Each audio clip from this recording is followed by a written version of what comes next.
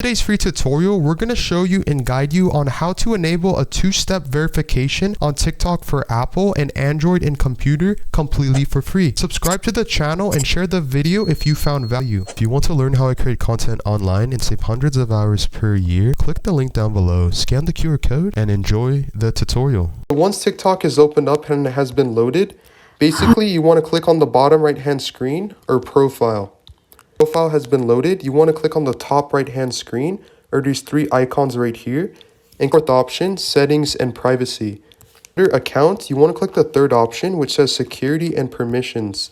Once it has been loaded, the option which is above save login info and manage devices to verification. You can see you can now enable these different options: phone, email, Google Authenticator, and password.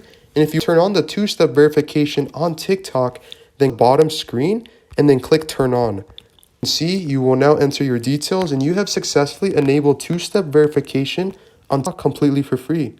Again, if you want to learn how you can save hundreds of hours and money online per year creating content, click the link down below, scan the QR code, and thanks for watching this tutorial.